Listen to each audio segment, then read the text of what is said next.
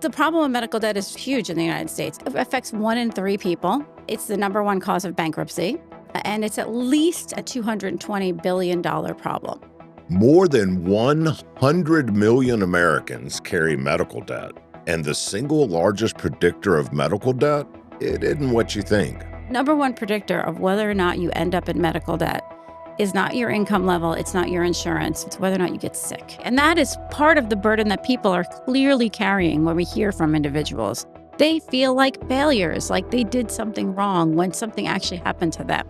Today's guest is Allison Sesso, President and CEO of Undue Medical Debt. She has helped scale a once small nonprofit into an organization that has erased almost $50 billion in medical debt for 31 million Americans.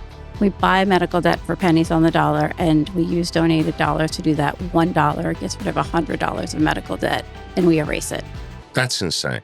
In this episode, you'll learn what to do when a medical bill arrives, how to look for financial assistance, question the charges, negotiate what you owe, and avoid turning protected medical debt into more expensive credit card debt. Most importantly, do not put it on a credit card. That's the one I wanted you to say loud and proud. Okay. Say that again. Do not put it on your credit card. You'll also learn how ordinary people, normal folks, are partnering with Undue Medical Debt to erase medical debt in their community, and how you can do this in your community. We've had over 1,000 churches work with us, and collectively they've gotten rid of $10 billion of medical debt. $10 billion? Yes, that's correct. 100,000 could get rid of $10 million of debt. Yes, that's correct. This is Army of Normal Folks, where our mission is to make service easier for us all, and together, change the country.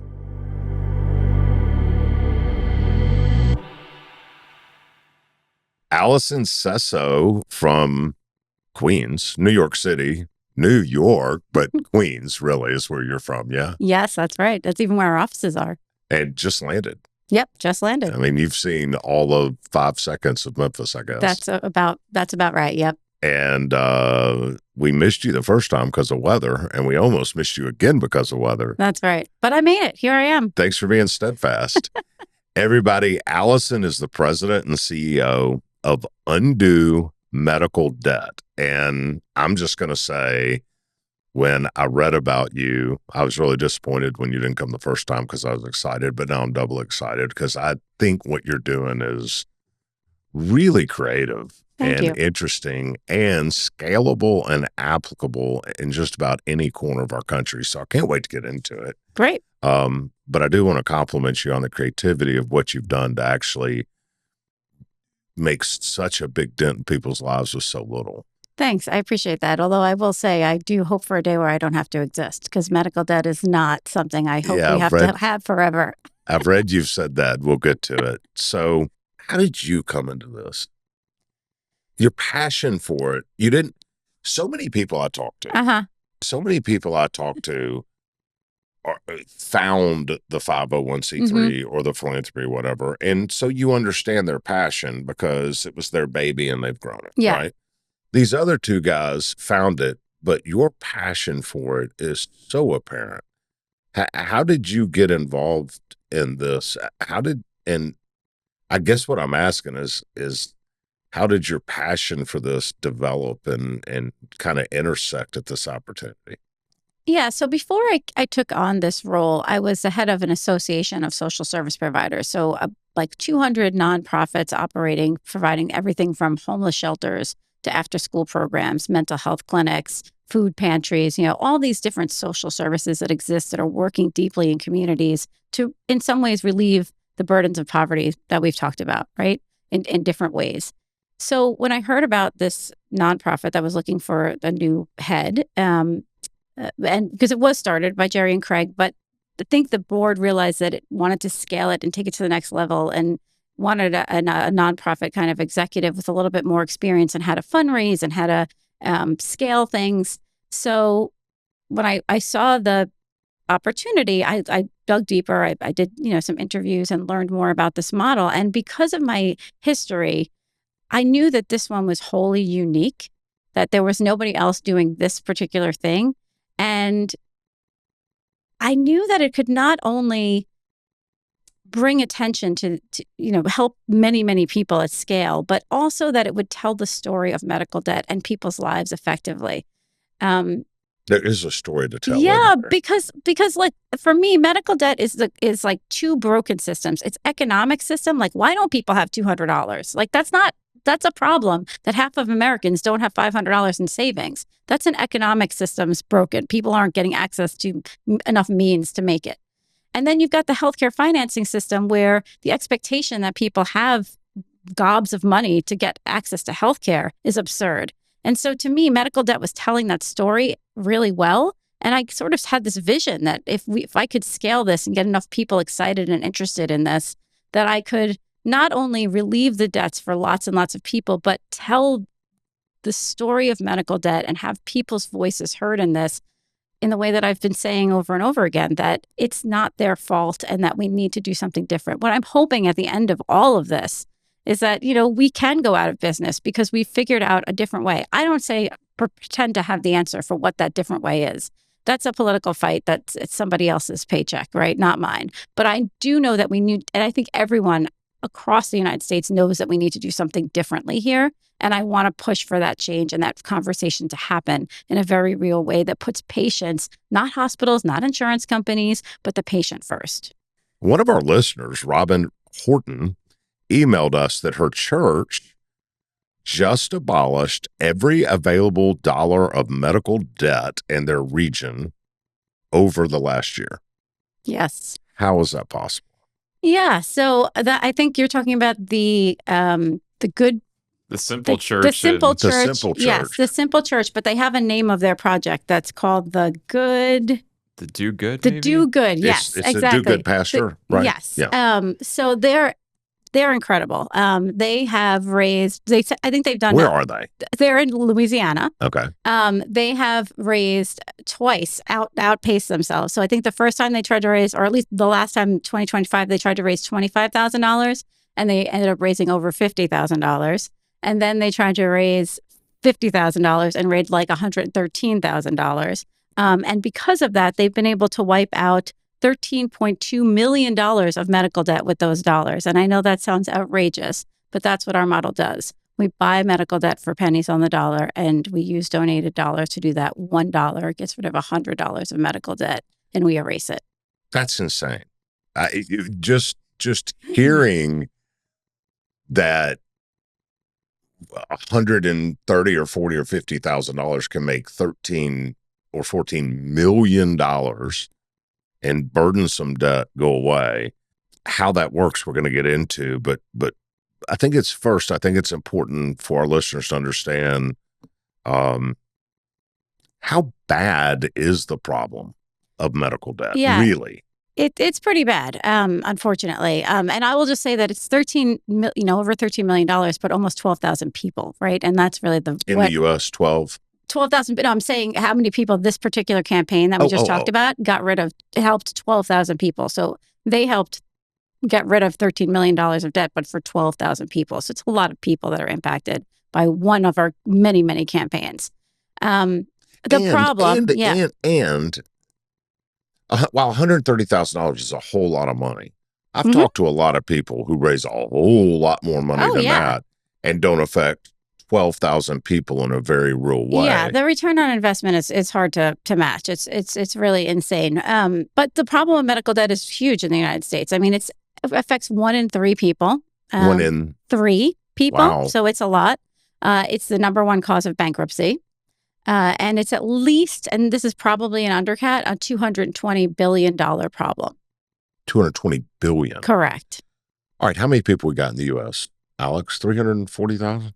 340 million? Probably around that, yeah. Isn't that right? 300. Used to be 330, so it's probably higher now. Yeah. All right. Well, let's say 350 million. Let's say 300 million. Right. If you're saying 1 in 3, that means 100 million people in our country. Yes, that's right. That's about the number. Have medical debt they can't satisfy. Correct. Yes. So when I ask how big of a problem it is, it's as big as cancer. Yeah, and it's not just Oddly. that. Yes, I know. And cancer could put you in medical debt and makes you much more susceptible to it. It really does bankrupt people. And I would say the problem is beyond the numbers, right? It's it's living in people's psyche. They're not going to get the care that they need. They're avoiding going to the hospitals. They're ignoring problems with their bodies. And once they have a medical debt, they're, not only dealing with trying to get better and, heal from whatever ailment that originally they needed to go get help with, but they're also sitting with this like sense of failure. They feel like they've failed themselves and their families because they got cancer or because, they were in a car accident and now they're putting their families in this financial ruinous state. And that's the part that I think is the biggest problem and the most motivating for me and my team. Well, explain how the for-profit marketplace for medical debt in the U.S. kind of works. Yeah. So unfortunately, with medical debt in particular, there's a real misalignment between what people actually owe or what the expectation is that you pay out of pocket and what you actually have, which is different than I think other kinds of debt. It's also a weird marketplace in general because how many times when you go to the doctor do you actually price out? Well, if I'm buying a car, yes. I'm going to go to 5 different people and ask what the price is. As a patient, we almost never ask or even know what the hell it is we're paying for. Well, but even if you did, how would you you tell me, anyone in this room know how much a colonoscopy is supposed to run you? Yeah. Right? How would you even know what the basic cost of that is? You know what a basic cost of a car would be. And if you're getting, taking advantage of, you don't know that for healthcare. But there is a for-profit market for medical debt and for other kinds of debt as well. But the thing is, the people who owe those debts can't really pay for them, right? Because there's this mismatch, which I just described. And so being able to make money off of buying those debts is really hard. And so for-profit debt buyers, they have to buy those debts for pennies on the dollar to make the math work for them. And so we as a nonprofit take advantage of that existing market.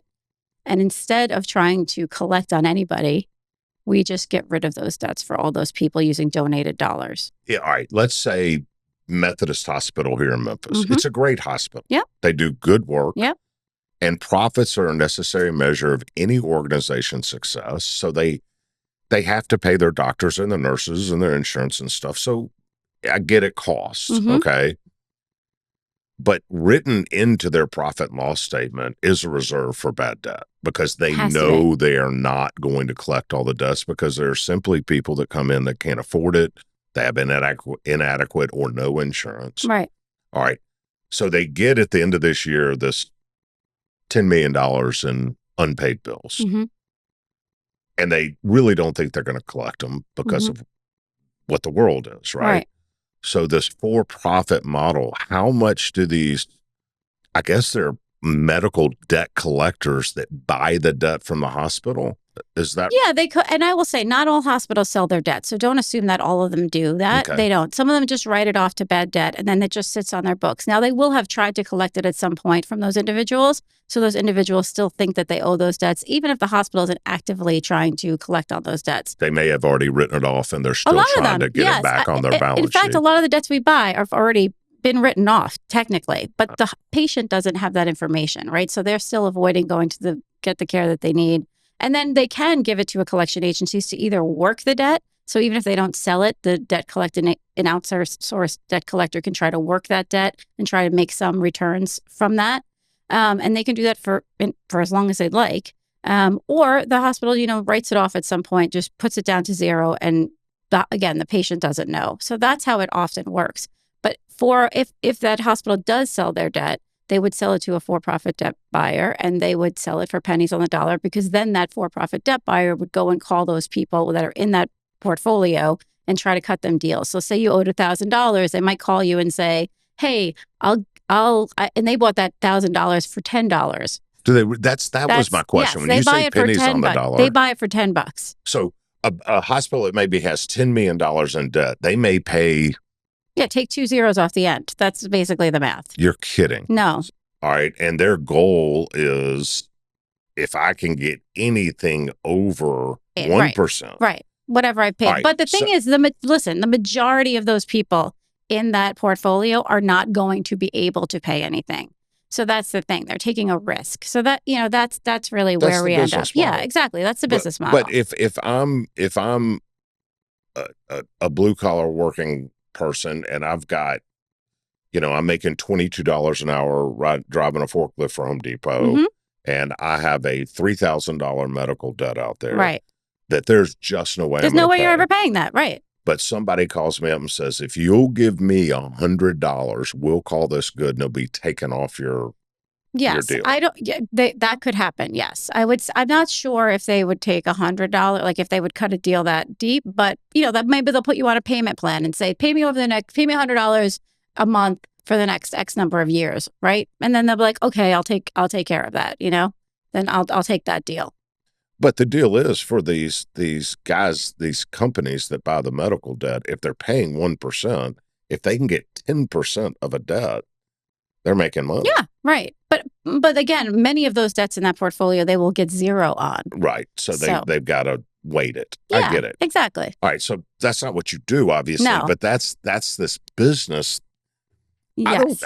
I didn't know it existed that way. And yes. I bet the vast majority of our listeners didn't even know there's this industry out there that buys bad medical debt and makes a profit, ignoring the people that they can't get any money from, but then just getting more than they put into the debt from collections. Yes, there is a for-profit and market that does that. Absolutely. And you're right. Most people don't know that. And often people say, like, can I just buy my debt directly from a hospital in that way? And it doesn't actually work that way. You have to they're not just going to let you buy one debt at a time in that way from the hospital if you owe it. So, but we take advantage of that model and but that's flip it the on its head. creativity of it. Exactly. That's what I said at the top. It's so creative. So you guys know that exists out there. Yep.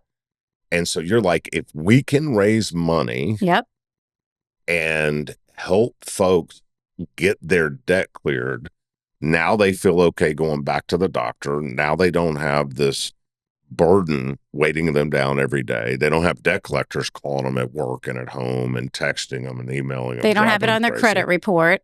They don't have it on their credit report. So now they can finance a car or maybe an apartment or a house. Yep. That's incredible. Yeah, that's what we do. Who came up with this idea? So we were founded by two former debt collectors who understood that this industry. Are you kidding? No. So we had two former debt buyers, Jerry and Craig, knew that this existed, and they were like, okay, if we can, get donated dollars, we can buy these debts. And so they started out doing this only in 2014. We've only been around for a relatively short period of time as an organization. And then I was brought in to scale it, and that's what we've done. We've gotten rid of almost $50 billion of medical debt using this model for 31 million people. I can't wait to get to that. But what I found interesting is most of the medical debt you erase is relatively small. It's $200 to $2,000 is what I read. Yeah, that's the average. And that's, I think, the average medical debt that somebody has from a single occurrence. Yep. Well, so how does eliminating that little bit make that big a difference? So remember that, or maybe know that half of Americans don't have $500 in savings.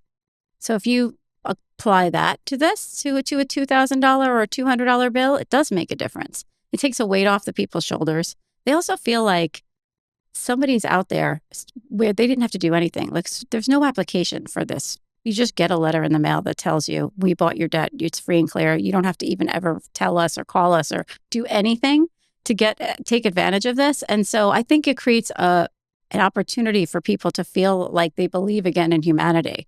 But actually, I think it's tangible for people as well. What we hear from, we call them constituents or individuals or patients that call us and let us know what it's been like to get rid of this debt. They talk about the fact that they feel comfortable going back to the doctor, that they can go now and get their child that dance lesson that they had canceled because they were trying to make ends meet, et cetera. All right. So on paper, you're actually a debt collector because you are on paper a debt collector, and your founders were debt collectors. They were. But we're not debt collectors because we never collect a single penny from anybody. Right. I get it. But what I'm saying is when the mechanics. That's it. Yes. The mechanics are like a debt collector. The mechanics are like a debt collector. But instead of being motivated by profit, we're motivated by mission. When these founders that you told me were debt collectors decided they could do this, let's be honest. When you think about a debt collector, you think about the nasty, mean, calling you at night, people. And I want to tell you, I know a debt collector, Big Al, right? Huh? Big Al. Oh yeah, he is a debt collector. Big Al. There you Big go. Al Holdren. I forgot about that. Yeah. Big Al Holdren's a guy we interviewed about, I don't know, 18 months, 2 years ago. And he does amazing things for his community at Christmas and all this other stuff. But Big Al is a debt collector. And when you sit across from this jovial, gregarious, outgoing guy, he does not match the thing you think of as a debt collector, some seedy guy sitting on a phone just making your life miserable until you pay your bills. Yeah. So have you seen Talladega Nights? What's that? Have you seen Talladega Nights? Yeah. You know, it reminds me of that scene where he's like, I just want to be like a friendly drug dealer. Yeah, Like friendly debt collector. one that just sits on the car and says, want some crack? Right. Yeah. Oh, that's funny. So what happened with these two guys? Well, first of all, I don't know. I think Big Al, I think that's like, it's an occupation for people, right? They're trying to make money and there's a market for medical debt and people, there's an ability to make money off of this. I don't know that they're all not also made equal, right? Like we actually do buy medical debt from some of the for-profit debt buyers as well. Like we get that off their hands. So, I don't know that they're all inherently evil. I think what they do and their tactics can be really problematic. I think that this industry points itself to a larger problem. But as individuals, I'm not sure that that's always the case. Jerry and Craig, I think that they actually were worn down by trying to call people and felt kind of bad about it, that they realized that this is not a problem of failure, of personal failure, and I don't want to pay. There's a misalignment between what is expected of me and what I actually have. And so what am I supposed to do about that? You can call me all you want, but you can't get blood from a stone. What am I supposed to do? And so when they realized they could flip it on its head, I think they thought that was an attractive option, to really take their knowledge of this industry, try to raise donated dollars and apply it to as many people as they possibly could. It's just, I have employees that I know have struggled with medical debt before. And I have given them no interest loans to help them through it and everything else. And it's a real thing. Yep.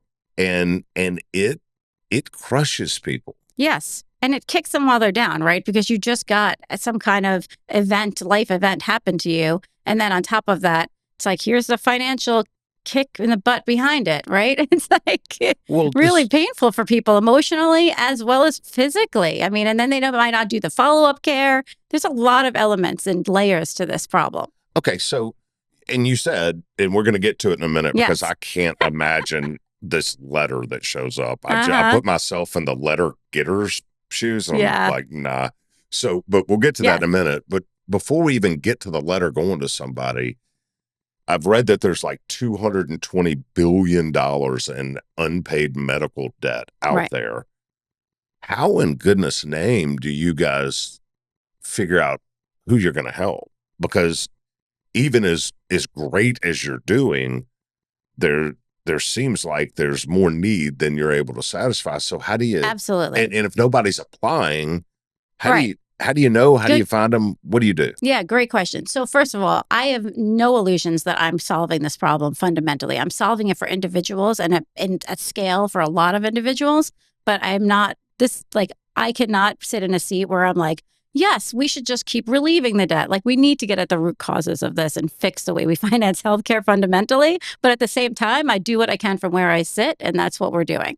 I love that. Yeah. You do what you can from where you sit. Yeah. And that's exactly what we're doing. And we're centering the stories of these people whose debts we're relieving and telling those stories really, really effectively so that we can push for that greater change at the same time as removing these debts for people.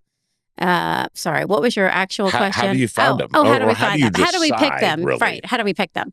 Okay. So we don't really pick them. Who's the lottery winner of the debt and forgiveness deal? I mean, look, if we have dollars and we have debt, we put those two things together, right?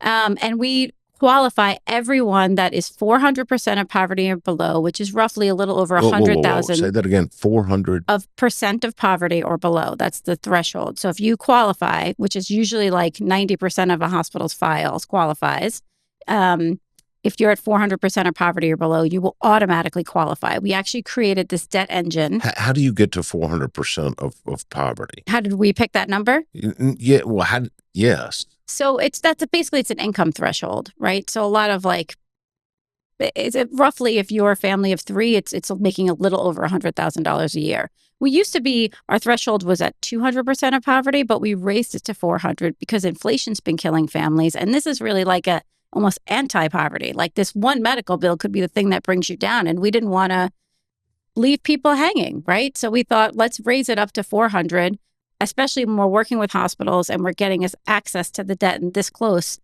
Also, those people are clearly not able to pay their bills, which is why they're still there, and their debts are still in those files. That's interesting. 400% of poverty level is higher than what I would have expected. Yeah, but because for a family of three, I mean, well, yes. I hear you, but yes. in Memphis, the poverty level is in Memphis. The poverty level is anyone making less than, I think it's $23,000 a year. Yep. That's old, but I remember hearing that about a year ago.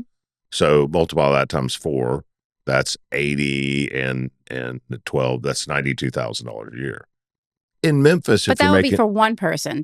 You were talking times 3 people when I say 100. Yeah, this is New York. But yeah, no, I know. Yeah, but I'm serious. A family of 3 making $90,000 a year in Memphis they're able to live a life. Not great, not killing it, but they're able to live a life. But can they pay a $2,000 unexpected bill? That's the thing. That's what I'm getting to. But if you think about it, right. A $2,000 or $3,000 unexpected bill, those are probably the families that are paying their bills and are getting by week to week, but don't have the $500 in the savings account and can't. I'm encouraged that it's that high, is what I'm saying. Yes.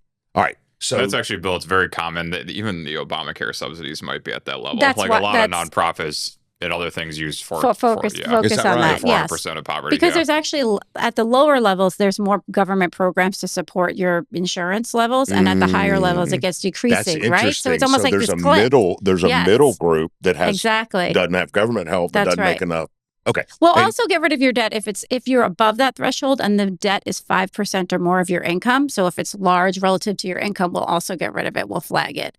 And then the entire file, if we have the money, we buy all of the debts that qualify. So it's not like a lottery exactly. I mean, it kind of feels like you won the lottery and didn't buy a ticket when you get a letter, but it's not really a lottery. It's just an algorithm that we apply. And you said you had a formula that you guys invented. This is it. Well, so, okay, you got the formula, but how do you find the debtors? Yeah, so they're in the file. So we go to the hospital. So we buy the debt directly from the hospital. This is all source-based. We go directly to the hospital or another healthcare kind of provider. It could be a large physician group or an ambulance group. It could be a debt collector that already bought it from a hospital. And we put it through our debt engine that we created. And then we get the file. Yeah. I thought you waited until one of these for-profit people bought it from the hospital, and then you went and negotiated with them. We do both. You're usurping them, though. Correct. You're going to buy it from the hospital. Yes. And now you know how much the debt is. Yes. And you're able to, that's cool. Yes. And then we buy income data to pair it with that. And then we just let everybody know. We get updated address information and let them all know that their debt's been relieved. I got to chase a squirrel up the tree. How do you decide what hospitals to go to? Yeah, so that has a lot to do with where there's two ways. A hospital can come to us, and if we have funds, we apply them. And the hospitals will come to you and say, hey. Yeah, because they know, look, for hospitals, this problem falls in their lap as well in some ways. And they provide financial assistance. You talked before about, there's a percentage of people they know that they're not going to provide care for, or they're not going to get paid for. I'm sorry, they're going to provide care for, but they're not going to get paid for. Well, that's called uncompensated care. And they do actually apply financial assistance, which is free care to some of those folks, but people still fall through the cracks. Not all of those financial assistance policies go up as high as 400%. But they also know that if they don't provide free or discounted care to people, those people, if they have a medical bill, they're not going to come back and get the care they need. And they're going to oftentimes show up in their emergency room with a worse off condition, which is more expensive for them as well. Then that kills the bottom line for the hospital. Right. So there's both a mission driven and a profit driven reason, I think, for hospitals to do this. And they get a little something from us, obviously, in terms of this bad debt portfolio, in exchange for it. Plus, they get it off their books. Right. They get it off their books. But I think with the hospitals we talk to do it because they know that it's patient-centered, and it's really, they want people to come back to get the care they need. All right, so the first way is they find you. What's the second way you find hospitals? Yeah, so if we approach hospitals, we pitch them, we tell them who we are, we say, hi, like we're this nonprofit that buys medical debt, and we do it based on, interest. If we have donors in a particular region that are motivated to raise money, we'll be looking at those hospitals to see. So it really has to do with donors being interested in having the money. So, Alex, if an Army of Normal Folks Service Club, Correct. through their giving circle, Correct. were to raise $100,000, Or so the minimum, actually, I was exploring this on your website, is $10,000. how much? 10,000, which is very 10? Which That's it? minimum. Yes. So yes, it is but 10,000. okay, let's just say 50, because 50 starts to make it a little worthwhile. Doesn't it? Yes. All right. So if an Army of Normal Folks Service Club, just follow me here, all right? No, I If got an you. Army of Normal Folks Service Club, through their giving circle, were to raise $50,000, some of which we have matched if they've hit in certain par levels, they could choose to then call Allison and say, we want you to call this hospital in our city. We're going to give you $50,000 and you go remove all the possible debt you can from people in our community at this hospital. That could work. Kind of. So I'll Okay. just say there are some caveats. Well, So- then take me through it. Okay. So you should call us and see whether or not we have access and we already have an existing relationship with that hospital and we don't always, the debts that we relieve can be a mixture of different debts from different hospitals. So we won't necessarily say like, it's 100% from this hospital. Like we'll tell you we have this much debt and it could be from a range of people. $50,000 is probably not enough money for us to open up a new relationship with a new hospital. How much is? It depends on the size of the hospital, but probably more like closer to like 500,000. Ugh. I know it's a lot, but it doesn't mean that we don't already have debt. We have a lot of existing relationships. We've worked with over 300 hospitals. And so we have existing relationships that Do you have might any already be there. in We'll be able to Memphis? tell you. I believe we do have debt in Memphis. Yes. All right, there's a club. Do you have any in? I'm sure Wichita. Do Yeah. you have any in Wichita? Probably. I yes. know she's got Yes. one. What about Atlanta? Atlanta. Yes, definitely. What about up in New I'm York? guessing they actually have Oxford too, because I was on the site and somebody had created a campaign for. If there's a campaign there, we have that there. so We have go for access. Yep. Alabusa County, Yep. All right. which probably means they have Baptist Hospital And system. what Yeah. about the one in New York? I don't know whether so. It's we have a club in Dutchess County, New York. Oh, It's like near yes, Dutchess Poughkeepsie. County. Yes. Yeah. I know exactly So where that is. every one of our clubs potentially Yes. could use their giving circle to come up with $50,000, provided you had Access to the debt. that. Then they could absolutely remove debt for people in their specific community. Correct. That's exactly right. That is awesome. Well, it's actually really. I mean, yes, on the giving circle. Obviously, other Army members could consider this, whether you're part of a service club or not. People listening to us. I really like how Robin approached it with her church. Mhm. That's a great way to do it. And they did like videos and talked about the problem, which I thought was really super cool too. I think we'll probably. I'm thinking about asking her to come on and talk about Great. it more. But so Bill, what they did is they did it around Easter weekend. I remember So it's reading that. Yeah, like how much can we raise? They raised like all this. I think even just engaging a lot of your local churches. Hey, here's the size of the. I mean, you tell me if you think this makes sense. Yeah, Here's the we've size had of the over- problem in our community that we can solve.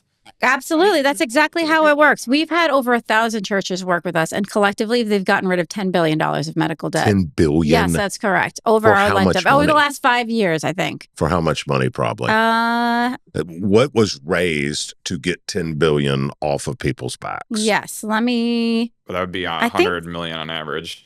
maybe 10 million was raised. Yeah. $10 million got rid Yeah. of 10 billion. I believe so. Yes. That is insane. Mm-hmm. More 1,000 importantly, churches. 100,000, which is that's a number people can fathom. Yes. that you could raise. Yep. 100,000 could get rid of $10 million of debt. Yes, that's correct. 10 million. And if you think about these debts are often $200, $2,000, $3,000 and $4,000 and $5,000, think how many people that affects in your community. Thousands. Yep. And obviously, you don't have to be a member of a church either. I'm just using that as an example of a convening body, right? Where you can engage a lot of people at once. And there's other types of convening bodies. Yeah, out there too. Right here in Tennessee, we actually had a group of students that were medical students with Vanderbilt, and they raised $10,000 to get rid of almost $7 million of medical debt because they realized as medical students that people were avoiding going to get the care that they needed in the first place.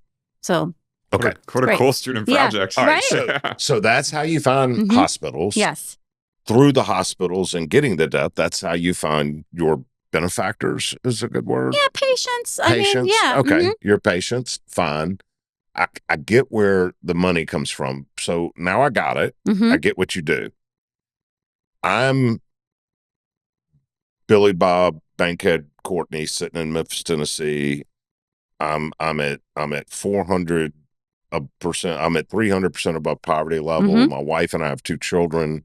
We're paying our car note. We're paying our rent. We keep our light bill paid. We probably are able to take a small weekend vacation once a year, maybe twice. We will go out to eat when Charlie's offers free chicken fingers to the kids. Gas is killing us, but we're getting by. And then somebody has something. Now I got this $5,000 debt. Right. And I can't get rid of it. Right. And we're both working. We're doing what the rules say we should do. Yep. And it's not working. Right. And then I get a letter in the mail and it says, hey, your debt's gone. I'm probably throwing that in the garbage because it's not much difference than Steve Harvey's going to show up to your house with $10 million in balloons with Publishers Clearinghouse. It's not much different than, you know what I mean? Yeah. In this day and age, I'm curious if people believe us. Yes. I would think you get a lot of people like, nah. Yeah.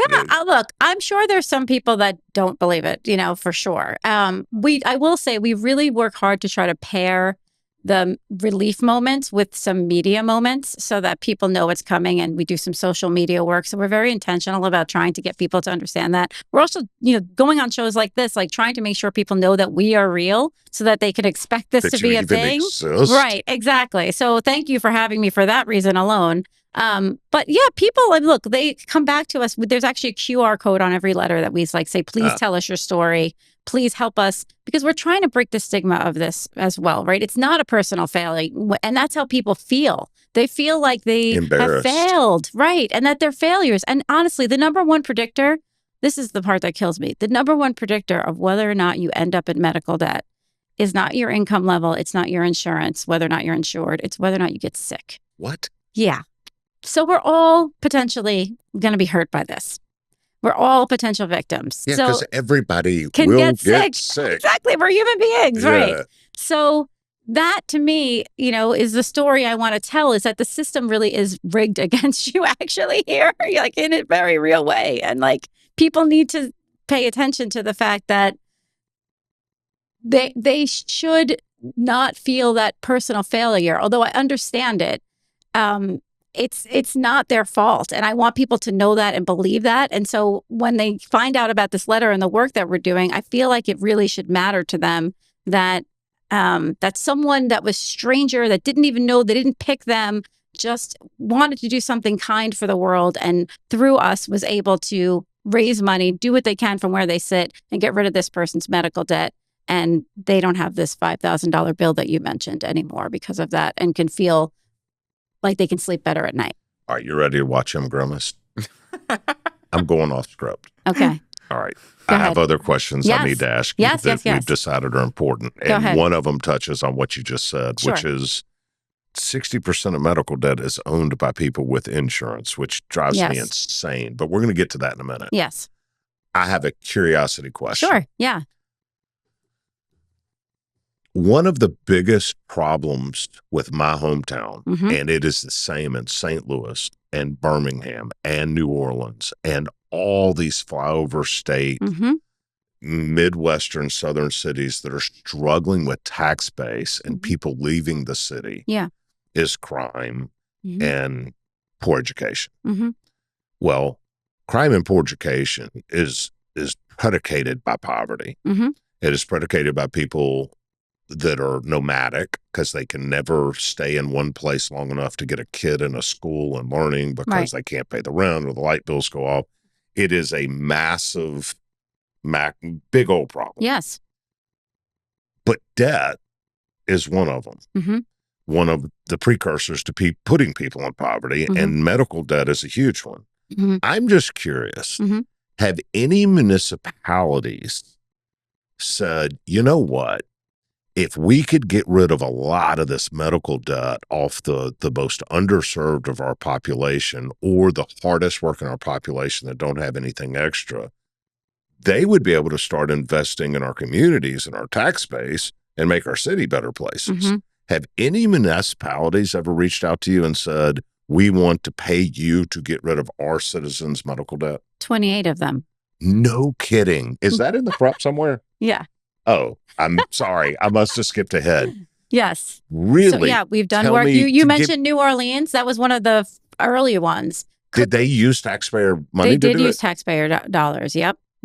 I love that. Well, what's good about, I think it's somewhat controversial depending on what people believe tax dollars should be, which is a healthy debate. What I like about it is that we can scale with those dollars and do all the wonderful things you said. The other thing is it's a one-time investment. Unlike other programs that governments kind of invest in, like you can really invest in this and then we get rid of the medical debt. Now, yes, there will be continuation of relationships with the hospitals that we can keep going, but we can do that with private and public dollars. We can kind of mix it together. What I love about our model is that it really does mix private and public dollars together because municipalities are investing and at the same time, so are droves and droves of individuals and people. That is really interesting. I missed it in the prep, if that's later on in the prep. Sorry, Alex, but I'm glad I had a good answer, though. Well, it was just as we're thinking about who was doing it, it just popped in my head that just makes a ton of sense. It does. It's a return on investment. It's huge. All right, like I said, 60% of medical debt is owed by insured patients. Yes. I don't understand how people that are working hard and paying their insurance premiums, every insurance policy I've ever seen has a max out of pocket for annual situations. Yeah. How are people with insurance paying for their insurance? Even if you're employed and you have an employee insurance plan, you're paying something. Yes. Very few companies just pay your insurance. Right. You usually have to pay a lot out of your How are they ending up with medical debt? How does that work? Because increasingly the insurance is thinner and thinner, if you will, in terms of what it covers. And the deductibles, there's a lot of high deductible plans. So in order to lower the premium, what the insurance companies do is they put the burden on the individual and they won't pay a cent until you pay a certain amount out of pocket. And so the higher the deductible, the lower the premium and vice versa. If you want a no premium plan or a no deductible plan, you have to pay out of the nose for premiums. And then what ends up happening is the people who are chronically sick and know they're going to use the health insurance, they're going to use their health insurance, end up paying for the plans that have low deductibles and pay through the nose in terms of the premium, but they're in the pool. But then that makes the people who are well take the plans that are thinner. Right. And then that's how insurance works, right? It's like pooling risk. And so you're skewing the pooling of the risk. I think that's interesting because I'm thinking about my company's plan. And I know that my business, we pay close to 70% of the premiums for our employees. And like a family plan for us is $1,700 a month. Yep. And so I pay $1,000. No, I pay probably 12. The company pays 12 or 1,300. What does it go up every year? How many percent? 12, 15%. You're like, are you serious? 20, right? Every time. 20 yes. or 25. Right. In fact, so it's not getting better. I just switched from one insurer to another to keep the premiums down. But the point is, the max out of pocket on that family thing is still $7,800. And I worked that down as far as I could. Right. And the deductibles down as far as I could to get the best plan I could for my employees. The whole point is My guy making $25 an hour with 2 kids in school and his wife is also working somewhere, if they have to get the max out of pocket, even though they're covered from catastrophic, they still can't pay that $7,000. That's right. And so they end up with that debt. That makes sense. And I think the other thing that we lose sight of is that if you didn't have to pay that, you probably could increase the wages. I mean, that's the part that I don't think we realize collectively. If you didn't have to pay that. If you as an employer didn't have to pay as much towards the, oh my gosh, you would be able to increase the wages. Absolutely but would. You can't. And I don't think that, I mean, even unions now, what are they fighting for? They're fighting to hold on to that good health insurance.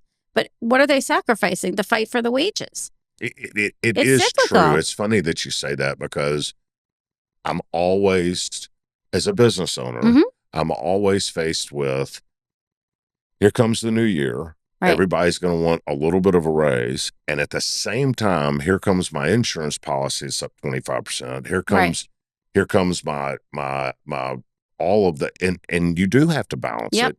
And I don't expect employees to fully understand. Right. They're thinking about themselves and what they got to do. And that's just the way it is. But the truth is, there's only so much to go around. Correct.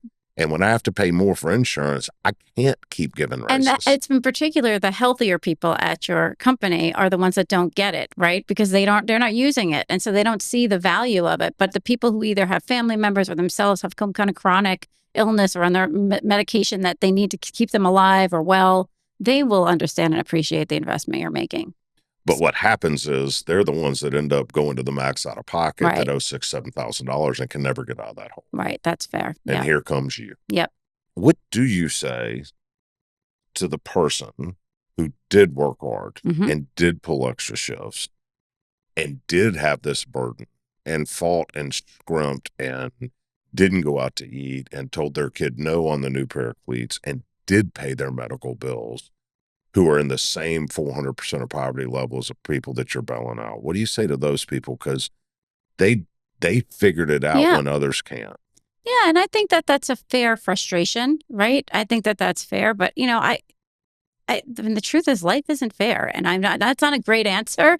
But like, actually, I think it's a wonderful answer. It's kind of true. Like, what am I supposed to not help the people I can because there's somebody that might have figured it out? Like, that doesn't really sit well with me.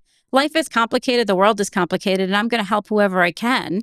And I would hope that those individuals realize that not everybody's, situation is the same. And I don't know that other family that I helped, was able to buy cleats and all these other things too. I mean, it doesn't mean that they just made different decisions and they were like, screw it, I'm not going to pay it. They might have had other situations on their backs. And the world is complicated. So we're trying to do the best we can to help as many people as we can. And I sort of, if you will, don't have time for that kind of argument because it's just not serving us collectively well.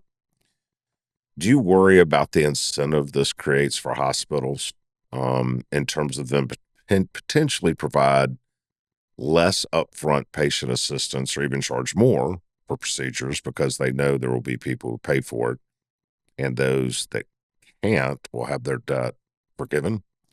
I don't worry about that because we're not giving hospitals that much money, right? At the end of the day, this is not paying what the debt is valued at, It right? really is. It's really pennies on the dollar, right? Yeah. So, and actually, I think it incentivizes the hospitals and gives them actually new information about their financial assistance policies because we're showing them all the people that they either should have had or that were just above the threshold. So it's sort of, we have this conversation in the process of working with hospitals in which we're like, hey, take a fresh look at the way you're approaching your financial or also known as charity care.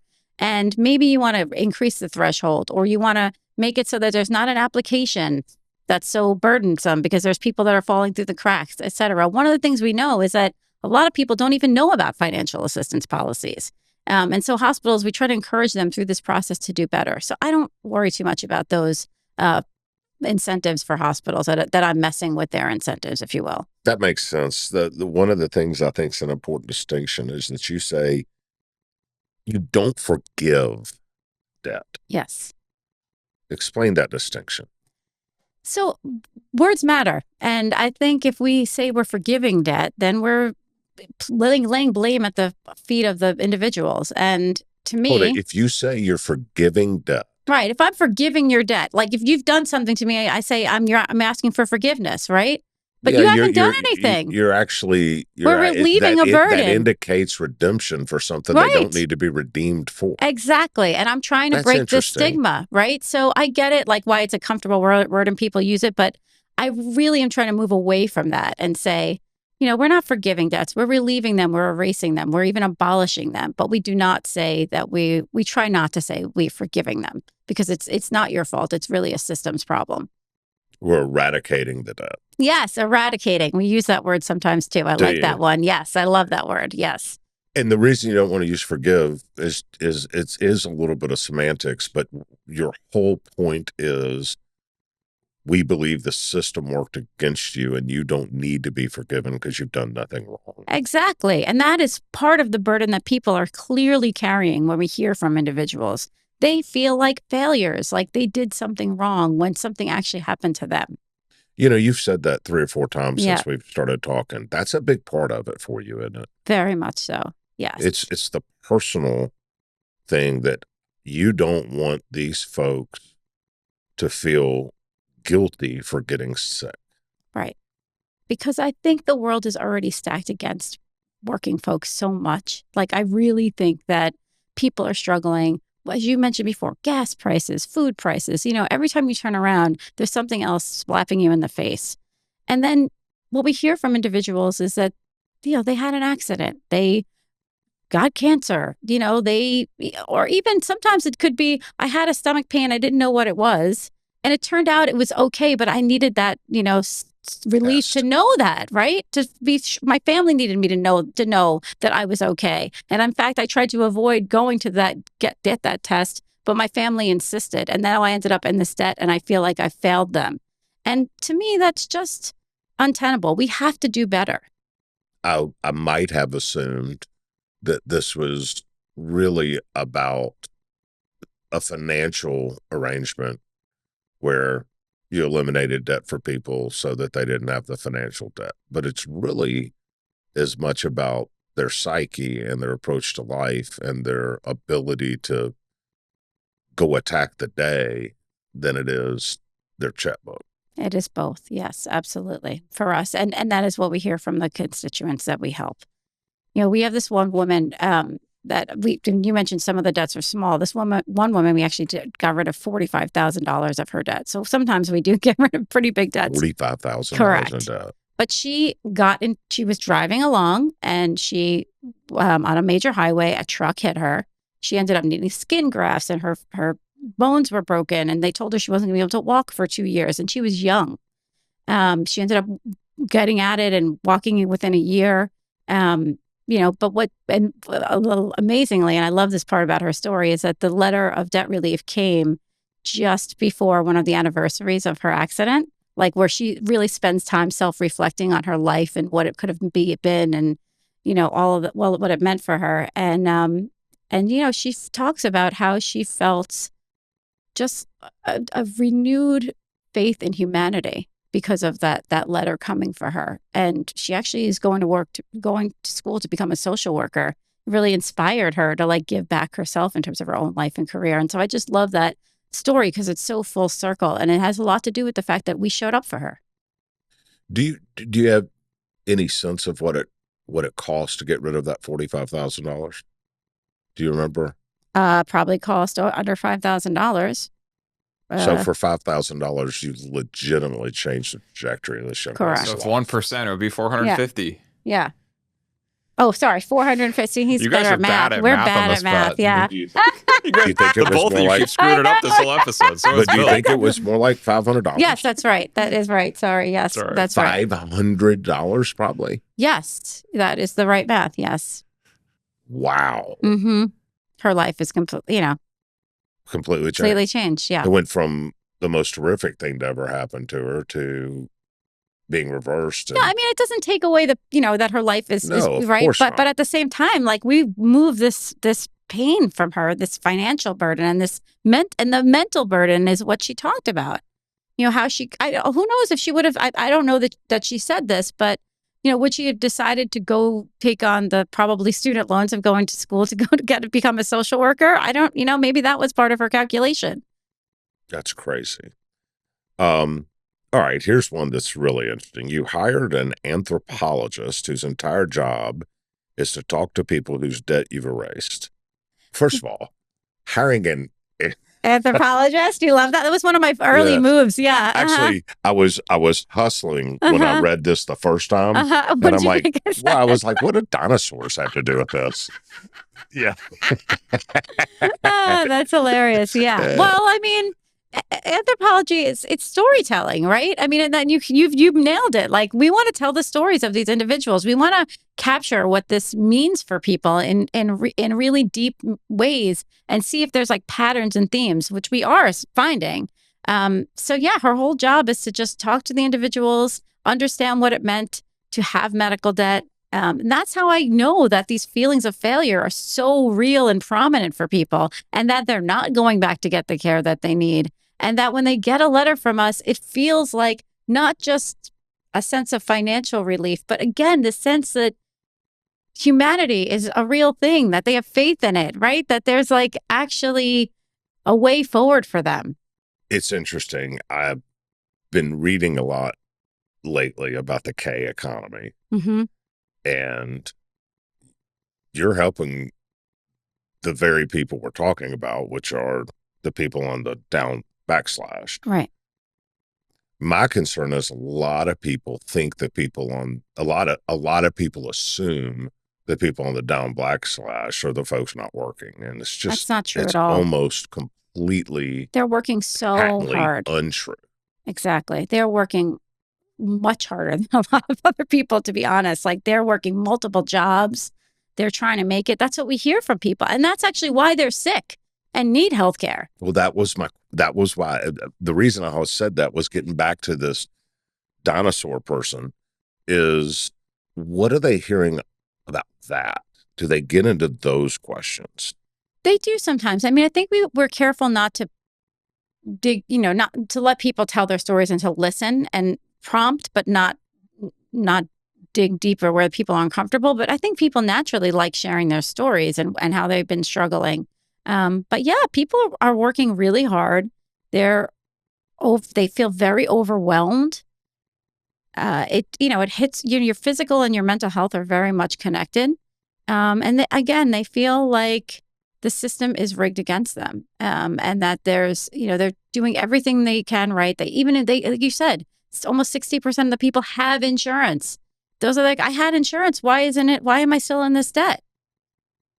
And I think that it's not only them, but it's like their friends, their family, like 1 in 3 Americans. We're talking about a lot of people that are burdened by this, and they're not going to the doctor. I mean, that's the other thing is they're looking towards home remedies is what she hears, right? That they're not getting cancer screening tests. And we know, like, if you catch things early, you're more likely to do well and survive. And if you wait and you ignore that pain in your stomach for too long, you may end up to the point of no return. And that's really hurting families. And people feel like they're failing their families. Some of the worst stories are, the most heartbreaking are the ones where it's parents. We buy debt from children's hospitals. I mean, those are the stories where like parents are like, I am trying, but how do I make decisions about my kids' care? I mean, parents will sacrifice, as you know, everything they have to take care of their kids. And is that okay? Like that they're, putting their houses up to pay for medical care because their kid ended up with not even cancer, like a broken leg or something like that. For the person listening right now who just got a bill they can't pay, what do they actually have the power to do? So I get asked this question a lot, and I unfortunately, there's no perfect answers. I would say, importantly, make sure you go and find out whether or not there is a financial assistance policy that you qualify for at the hospital or other healthcare provider. Mostly hospitals are especially nonprofit hospitals, which the vast majority are required to have some kind of financial assistance or charity care policy. So, and we also know from polling that people are not aware of that.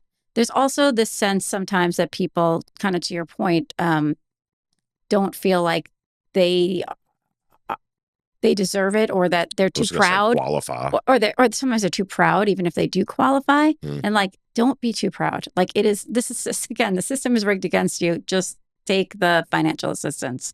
there's lots of people that take it, and for good reason, and it's there for a good reason. So I would say, number one, look at financial assistance. You can ask for an itemized bill. Sometimes that's helpful. Make sure you don't go back and forth with your insurance company and find out why it wasn't covered or what the issue is. Most importantly, do not put it on a credit card, because then it all of a sudden is not medical debt, and medical debt often has other protections in place. That's the one I wanted you to say loud and proud. Okay. Say that again. Do not put it on your credit card. Do not put medical debt on your credit card ever.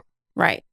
Do not put it on your credit card. And they're all too happy to take your credit card. Yes, they are all too happy to take your credit card. Exactly. Do not do that. And don't avoid because that brings another creditor into the mix. Well, and it's not medical debt now. It's credit card debt, which has much higher percentage. Like there's, they're not going to forgive it. Right. And be careful of what kind of payment plan you sign up for. Sometimes there's these like credit cards that hospitals and other healthcare providers, especially dentists, are notorious for this, like high percentage. Somehow teeth aren't part of the body, so you have to have a separate dental insurance. I don't know why that is. Eyes too. It's crazy. Eyes are also, yep, exactly. I don't know, but so that ends up being, people are really thinly insured on the dental side of things, and so there's a lot of high percentage dental credit cards. We're not currently buying much dental debt, but we're actually looking into that for this reason. So be careful of what kind of payment plans you sign up for, and most importantly, don't avoid the care that you need. Like, I know it's easier said than done, because you're like, well, what happens when I end up in this debt? But you have to take care of yourself. You're not going to be able to work. You're not going to, you have to take care of yourself. And that means go. And even if you do have medical debt. Yes, go. A hospital. They will take you. They can't not take you. Yes, that's right. That's exactly. So don't let the debt keep you from getting well. Exactly. So would you say the number one mistake people make when they get a bill they can't afford is they try to put it on a credit card to take care of it? I don't know what the number one mistake is. I guess that's probably common, is that they put it on a credit card or sign up for a payment plan that they really can't afford, and they end up going, not paying it anyway. But also just taking it as it is, I think you can call and negotiate, and you should. That's, I think, another piece of advice. Absolutely. And if you're not physically well enough, have a family member or somebody that you trust call and do that negotiation for you. You can negotiate these bills, and I don't think people feel empowered to do that. What do you want my listeners to hear about this, about what you do and about what they can do to engage what you do?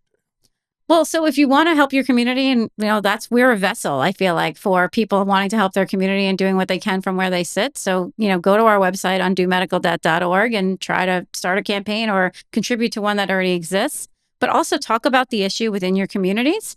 Talk about the fact, share this podcast around so people can hear more about this issue, right? That's right. Right? See? Yeah, share it around. Talk about it. Good plug for you. Plug. Yeah. And also, engage in the issue. Like, let's have a conversation as a country about what else we can do. Whether or not you have the solution doesn't mean that you shouldn't have a discussion about what's going on now is not right and not sustainable. And so I think we do need to have a push for change. You don't have to be on the left. You don't have to be on the right to know. And actually, this issue is very bipartisan in terms of knowing that we need change and we need to do something differently. A lot of the churches we work with say that, like, a lot of the issues that they work with in their church are divisive, but this is one that is everyone runs with and is really brings people together. So I think we do need to have a larger conversation about what we can do differently about how we finance healthcare and what it does for working people in particular, and how this monkey is on their backs. That's interesting that houses of worship say that there's all kinds of issues that divide them, but this is one that is almost universally uniting. Yep. And why wouldn't it be? Right. And there's a financial side to it that I think makes everybody go, awesome. Everybody likes a good deal. That's right. And if you can get rid of mountains of crap off people's back for pennies on the dollar, why wouldn't you do it? Why wouldn't you do it? Yep. And it just feels like a really good deal. It's a win-win. It is a win-win. What else, Alex? All right, a couple of things. Okay. Also, you can make a general gift to Undue Medical Debt, even if you don't do it in your community, right? People can make a general gift to you guys, and you use it as best as you see fit. Is there other types of debt that people should consider doing this with? Like, are there other nonprofits? I wondered about, or ones I that actually should be wondered created about, that don't, exist right now? I wondered about credit card debt or even student debt. Yeah. So I'm not an expert on other kinds of debt. I mean, I've become an expert through this role on medical debt. I do think that medical debt is likely different than other kinds of debt. I think you probably wouldn't get the same return on investment because there is this disconnect with medical debt with what people have and what they're expected to pay. You don't have the same kind of disconnect with like mortgages, for example. We used to. Well, it's also in large part, getting sick is not a decision you make. Yes, that's right. Going to school is a decision. Or buying an extra TV. Or getting a TV on your credit is a decision you exactly. make. Getting sick is right. One, we're all going to do it. Mm-hmm. And two, it's not a decision you made. So you find yourself in a position that you didn't ask for or do anything to deserve, typically. Right. That's right. I mean, look, I've heard arguments like, well, that person decided to be overweight or smoke but honestly, that's such a minority of what we're talking about. We're human beings. We're going to get sick. We're going to get in accidents. Things are going to happen and we deserve to get care. And what you said really did hit home with me is the children. I mean, and you're right. If your kid's sick, you're doing anything you have to. What are you going to do? Yep. Say no? Nope. Can't afford it? Take everything I have to get my says, my stomach's been hurting for 2 weeks. You're going to say, tough it out? Right. No, you're not. You're not. Right. But that very thing may get you right into this position. Yep. One more thing. Yes. Brag about your largest deal to date. Oh, yes. Okay. We actually bought a for-profit debt buyer out of business and bought $30 billion of medical debt in one sitting. Slow down. Yes. There was a for-profit medical debt people. Yes. And you bought their company? We bought all their debt and they went out of business. Yes. Okay. How much you pay for it? I don't think we're allowed to say how much we paid for it. Yeah. But I will say it was better than our normal. We negotiated down. It was really pennies on the dollar. And we had them donate all the debts that were in that portfolio that were 7 years and older. So that was all. So a lot of it was donated. Plus, we got even deeper discounts on the stuff that was 7 years and younger. All right. But with that, you got rid of $30 billion of medical debt was what we bought. $30 billion. And that's spread across the country. Exactly. But, it's concentrated in certain places. Florida was one of them, Oklahoma, Georgia, a lot of the southern states, unfortunately, because they didn't expand Medicaid. And that ended up meaning that they have more medical debt. That makes sense. Yeah. But that's why we're there to pick up those pieces, and that we have that $30 billion of medical debt that we were able to buy and eradicate. Yeah, it was a really sort of big moment for our organization because it was a risk for us. Like we were like, okay, can we come up with this money? Can we? Because we sort of had to we actually went on a payment plan, if you will, with them too. Like they went out of business and we bought it on paper, but we agreed to pay them over time. And we knew we had to fundraise behind that after putting ourselves on the hook for it. Yeah. But we felt really like this was an opportunity we had to take. And, we talked to our board. We did as much math as we could in projecting and we took the risk. And yeah, we've been doing great. When did you buy it? About a year ago. Yeah. Yeah. And you've already retired in a year the $30 billion? No, we're still working on some of it. But we've retired a lot of it. Yes. That's unbelievable. Yeah. Yeah. It's very exciting. And you're still raising, I guess, to continue to pay for it. Yes, we're still raising for some of it. Yes. And obviously we're an Army of Normal Folks. We mostly talk about normal folk stuff. But things like this, if you're a large philanthropist like Mackenzie Scott, who I saw did partner with you guys, I mean, that's like $100 million. I don't know how much you gave, but I'm just using that as an example. For large donors out there, it is a great way to deploy $100 million to do tens of billions of dollars worth of good. Yeah, I mean, your money scales immediately. Exactly. Yep. No, we do. We have both. What I love about our work and our model is it brings together, you talked about governments before. It brings together churches. It brings together, medical students who want to put together a campaign. And it brings together people who have a lot more, on the other side of that K economy that actually want to do something good with their dollars. So we've been able to leverage all of that towards this problem. I genuinely think this is a thing that our service clubs ought to consider taking up. I mean, it could be directly in your community and you don't have to do anything except raise the money and call. And any listener who just feels motivated to do this in their community too, service club or not. I do want to ask one more thing before we close off. Sure. What's next? just keep scaling? It's a good question. We're just actually finishing up a strategic plan. So we haven't announced what our goals are going to be exactly in that. But it has a lot to do with scaling, but also trying to leverage the stories and the work that we're doing to push for larger changes. Like states can do a lot to protect people from medical debt. And we've seen an uptick in some of the policies, things like making sure you can't put it on someone's credit, making sure you can't take someone's home. And again, these issues are bipartisan. They're, across the country. You've seen bipartisan bills get passed in places like Ohio. Texas has some great laws in place, along with like places like New York, we're very different. So we're really trying to see if we can get more and more things in place to protect people from medical debts through the storytelling that we're doing and the scaling. Love it.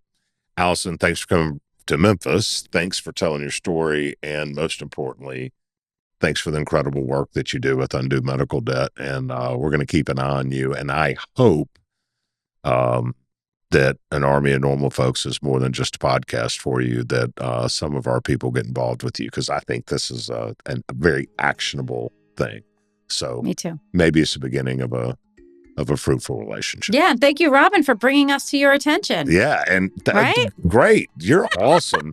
Do you know Robin? No, not well. No, I don't. I mean, my team told me about her. Yeah. But I do know about their campaign, and it's great. Yeah. Thanks, Robin, for emailing us about your church. And she also gets free merch because she got a guest on the podcast. Yeah. And Alex is going to send you some free merch. So send us an email and tell us your sizes, and Alex will get you some stuff. Cool. All right. Allison, thank you so much. Thank you so much. And thank you for joining us this week. If Allison Sesso has inspired you in general, or better yet, to take action by sharing this episode to raise awareness about the problem of medical debt and her nonprofit's awesome solution, donating to Undue Medical Debt, or starting a campaign with them to erase medical debt in your community, let me know. I'd love to hear about it. You can write me anytime at bill@normalfolks.org, and I promise I will respond. If you enjoyed this episode, share it with friends and on social. Subscribe to the podcast wherever you're watching or listening to it. Rate it, review it. Join the Army at normalfolks.us. Join or start one of our local service clubs. Take the 10-level challenge and buy our merch. All of these things that will help us grow an army of normal folks. I'm Bill Courtney. Until next time, do what you can.